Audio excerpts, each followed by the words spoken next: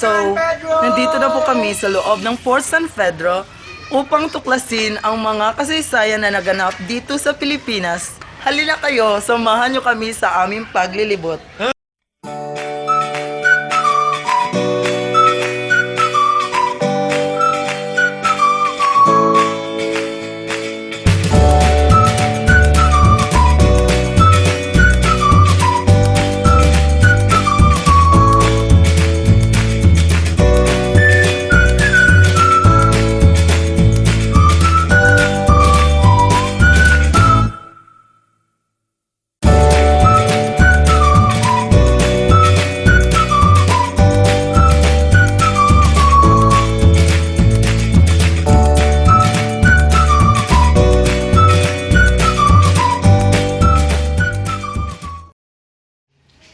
So ito po ay isang larawan na pinapakita kung ano ang meron sa 3 de Abril Revolution.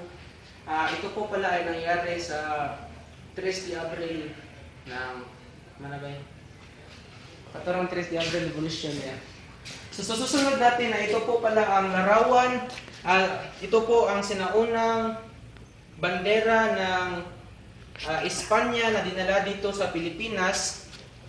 Tapos ito naman si Haring Lapu-Lapu ng Lapu-Lapu. So ito po ang pagipaglaban niya sa Mactan at ito po si Ferdinand Magellan the Explorer. So siya po ang nakahanap ng Pilipinas at ng Cebu noong March 15, 16.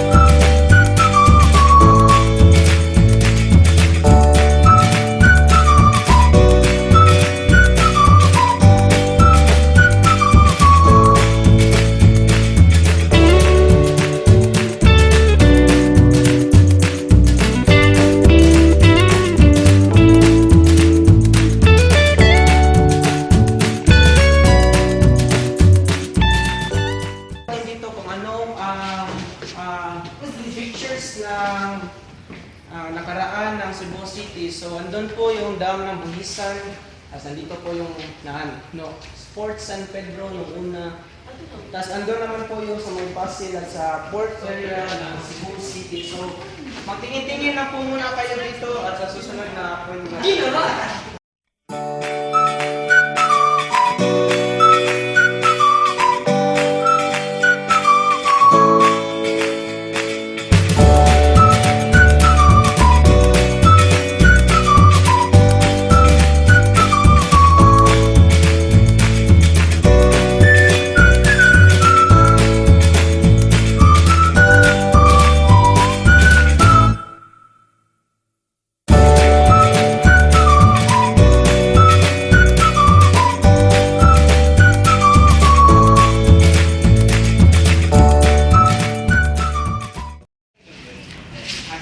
So makikita po natin dito si larawan ni Ferdinand Magellan nung nandito siya sa Cebu March 16, 1521.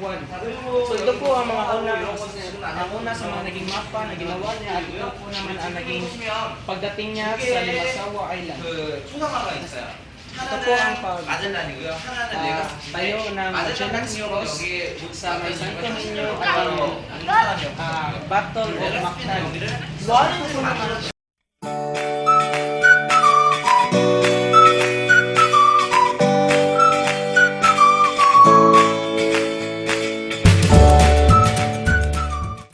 So, dito na po nagtatapos ang aming paglilibot sa ating kasaysayan. That's all. Sana nasiyahan kayo. Bye! Bye!